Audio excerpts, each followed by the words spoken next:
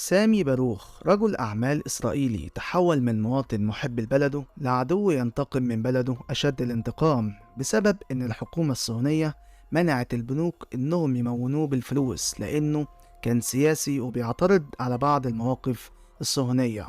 وعشان كده قرر سامي إنه يقف ضد بلده ويوصل للمال بأي شكل من الأشكال حتى لو هيبيع بلده. الحكاية بدأت في الحي القديم بالقدس لما اتولد شموئيل إسحاق يديدة باروخ سنة 1923. والده كان صيدلي وكان من عائلة عريقة وغنية عاشت في الحي القديم، وعيلة شموئيل تعتبر من أكبر العائلات اللي كانت عايشة في الحي القديم، وكان للعيلة فرع عايش في مصر، وكانوا مشهورين جدا بالتجارة والصناعة في إيطاليا وإنجلترا وبعض الدول الأوروبية. شموئيل أو سامي باروخ في بداية نشأته التحق بمدرسة شعبية في الحي القديم في القدس، وبعد كده درس في مدرسة تانية ولكن ما كملش دراسته فيها ورجع القدس مرة تانية ودرس في كلية سان جورج التابعة للكنيسة الإنجليكية، وأصبح بعدها يتحدث اللغة الإنجليزية بطلاقة، وده أفاده في مشوار دراسته وعمله. ومن خلال العلاقات التجارية اللي كانت بتربط العائلة بإنجلترا راح سامي باروخ سنة 1939 وأخذ دورات متقدمة في صناعة النسيج بمانشستر البريطانية، لكن بسبب الحرب العالمية الثانية توقفت الدراسة وما كانش قدامه حاجة يعملها. وبعد مرور سنتين تم تجنيده في الجيش البريطاني، وفي أحد المعارك حصل له إصابة بالغة وتم منحه بعدها رتبة رقيب أول، وحصل على عدة أوسمة خلال خدمته العسكرية. ولما الأمور أصبحت مستقرة كمل دراسته بمعهد مانشستر للنسيج، وبعدها تخرج في سنة 1949 وحصل على لقب مهندس. وفي الفترة دي تعرف على بنت من عائلة غنية وتزوجها وأنجب منها 3 أولاد، وأنشأ بعدها مصنع للنسيج بمدينة مانشستر، وعاش هو وأسرته حوالي 10 سنين، وكانت أمورهم المادية متأثرة والمصنع لحد ما كان بيكسب كويس. لكن سامي أخد قرار مفاجئ إن هو يرجع هو وأسرته على إسرائيل سنة 1958 عشان ينشئ مصنع للنسيج وينمي اقتصاد بلده. ودي كانت أحد الكوارث اللي حصلت مع سامي، لأنه اعتقد وقتها إنه ده القرار الصح، خصوصا إنه بقى من أقوى رجال الأعمال في أوروبا. وفعلا رجع سامي على تل أبيب وأنشأ مصنع جديد، وحصل على اعتراف من الحكومة الصهيونية إن مصنعه ناجح وليه الحق إنه ياخد قروض من الدولة في سبيل تطوير مصنعه الجديد. وفي نفس الوقت ده انضم سامي لحركة سياسية جديدة اسمها إسرائيل الشابة، والهدف من الحركة دي رفع مكانة اليهود الشرقيين في إسرائيل. وطبعا سامي كان بيتمنى يكون عضو بالكنيست بأي شكل من الأشكال، وكان بيعادي أي حد ممكن ينافسه أيا كان. وللأسف ده أثر عليه في مصنعه الجديد، والأحزاب التانية ما سابتوش وكانوا بيحاولوا يشوشروا على مصنعه الجديد عشان يبعد عن الأحزاب، وبيتهموه دايما بالفساد لحد ما بقى المصنع بدأ يخسر وينهار شهر ورا التاني، وتراكمت عليه الديون وأعلن إفلاسه. ولما لجأ للحكومة الصهيونية إنهم يساعدوه رفضوا يدوله أي قروض. وبحسب أقوال سامي إن الحكومة الصهيونية هي السبب في انهيار مصنعه، وخسر مبلغ حوالي 600 ألف ليرة، حوالي 350 ألف دولار. واللي أخد المصنع منه كان واحد تبع الحكومة الصهيونية، يعني زي ما بنقول عندنا في مصر موت وخراب ديار. وعشان كده قرر سامي إنه يستغنى عن المصنع ويسدد الديون اللي عليه، وإنه ملوش أكل عيش في البلد دي مرة تانية. وكل ده سبب ليه صدمة نفسية، وسافر هو وزوجته وأولاده على سويسرا عند أخته. والهدف من زيارته لأخته إنه يتوسل لزوج أخته يساعده ويرجع له مصنعه اللي افتقده.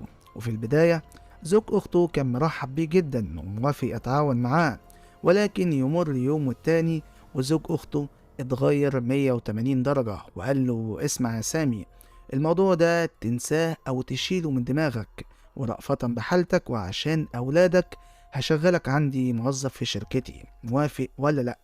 وقتها سامي ما كانش لاقي تفسير منين كان بيمدله ايده وعايز يساعده ومنين رافض يقف معاه.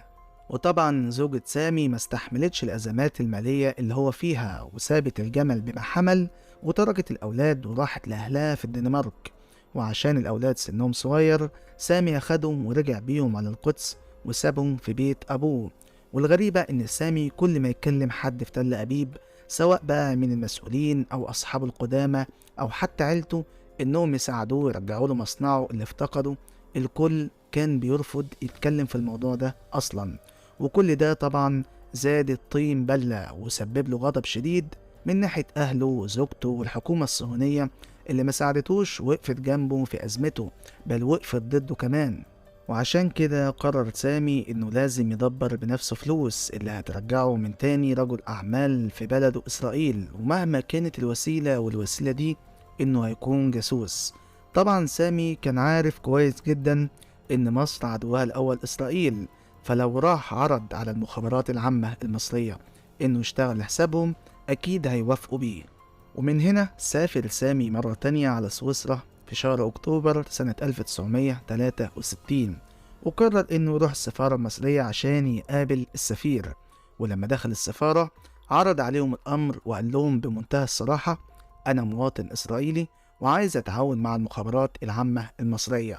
وعشان المواضيع اللي زي دي بتبقى حساسة وقضايا مهمة، ممثل السفارة المصرية تواصل بأحد رجال المخابرات في سويسرا وشرح ليه الموقف، وبسرعة جاله ضابط من المخابرات العامة المصرية وانفرد بسامي أكتر من 3 ساعات وهو بيسمع منه إيه الأسباب والدوافع اللي خلته يجي السفارة ويطلب إنه يشتغل لصالح المخابرات المصرية. والحديث اللي دار بين سامي وأحد رجال المخابرات إن سامي قال له: أنا مستعد أتعاون معاكم وأمدكم بالمعلومات اللي أنتوا هتحتاجوها من إسرائيل مقابل المال اللي هيرجع لي ثروتي ومشاريع التجارية في إسرائيل مرة تانية. وطبعا أحد رجال المخابرات وافق، ولكن اقترح على سامي وقال له إنك لازم تسافر على مصر في القاهرة مبدئيا عشان يتم استكمال الاتفاق مع المخابرات العامة المصرية هناك.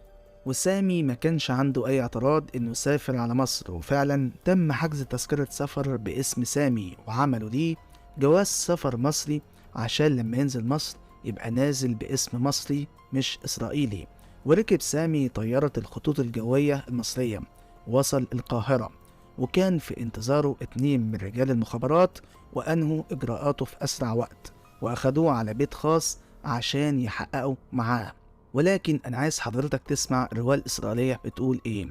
الرواية الإسرائيلية بتقول إن شموئيل باروخ أو سامي لما نزل القاهرة، رجال المخابرات أخدوه وقعدوه في فندق لمدة أسبوع، وخلال الأسبوع ده زار الأهرامات وبرج القاهرة، وكانوا بيعرضوا عليه النساء وبيسهر في كل يوم في مكان شكل. يعني من الآخر كده كان عايش حياته 100 فل و14.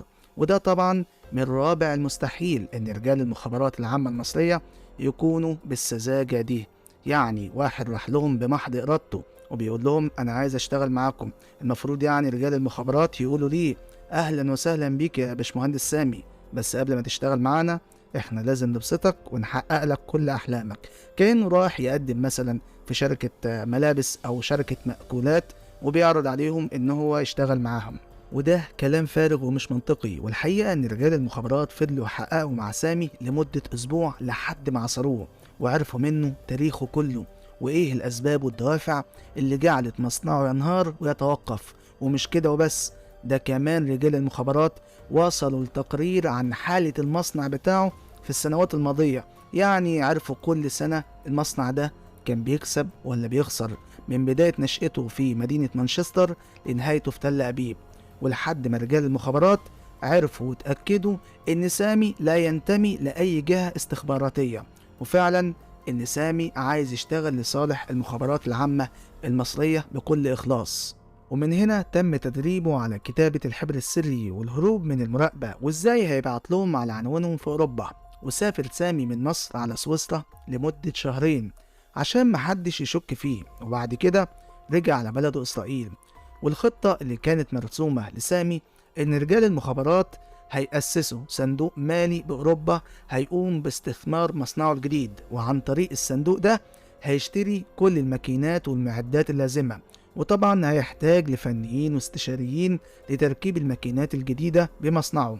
ودي كانت مهمة المخابرات، إنها تستعين بفنيين من أوروبا، ودول هيكونوا رجال مخابرات من أوروبا الشرقية. واللي بيشتغلوا لصالح المخابرات العامة المصرية، وبطبيعة وجودهم في إسرائيل هيجمعوا المعلومات اللي هم عايزينها. وده كان جزء من نجاح العملية وحلم رجال المخابرات العامة المصرية في فترة الستينيات. كان اللواء عبد المحسن فائق واللواء فؤاد حسين ومحمد نسيم وعبد العزيز الطويدي وثعلب المخابرات اللواء رفعت جبريل، كلهم كانوا بيتمنوا في الفترة دي يزرعوا عيون ليهم داخل إسرائيل بغرض الاستثمار في مشاريع صناعية وسياحية وشركات تجارية داخل إسرائيل عن طريق شركات أوروبية تعمل كواجهة لنشاط استخباري مصري في إسرائيل.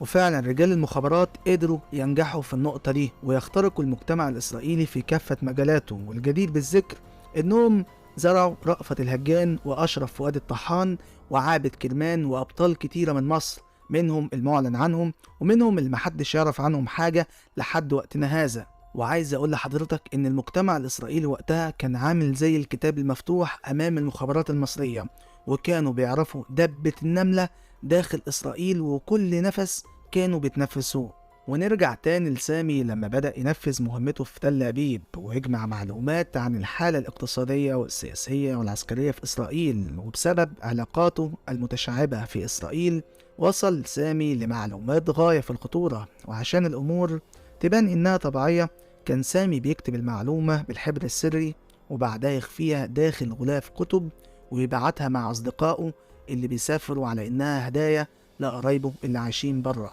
والحقيقة إنها كانت موجهة لعناوين خاصة بالمخابرات المصرية في إيطاليا وسويسرا، واستمر الحال على كده أكتر من سنتين. الموساد وقتها ما كانش قادر يميز مين اللي بيعمل كده، ولكن وعن طريق الصدفة البحتة سامي تم القبض عليه بسبب سفرياته المستمرة.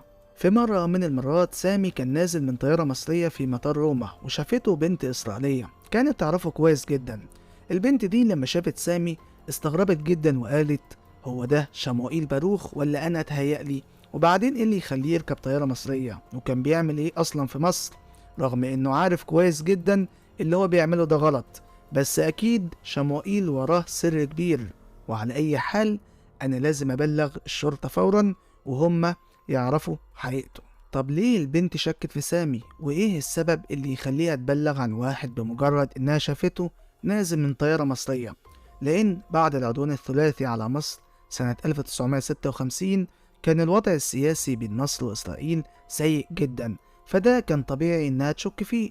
ومن هنا بدأت المخابرات الصهيونية إنها تراقب سامي وترصد كل تحركاته وتعرف هو بيروح فين وبيكلم مين، لحد ما تم القبض عليه في ميناء حيفا سنة 1964. وخلال التحقيق مع سامي اعترف تفصيليا إنه راح للمخابرات العامة المصرية بمحض إرادته، وإن هو اللي عرض عليهم العمل مقابل المال عشان يرجع ثروته ومشروعاته تاني في إسرائيل. ومن هنا تم الحكم على سامي بالسجن المؤبد، وبعد ما قضى عدة سنوات خرج من السجن بقرار عفو رئاسي وساب البلد وسافر، ومحدش يعرف لحد دلوقتي هل هو عايش ولا ميت. وبكده يكون الفيديو انتهى.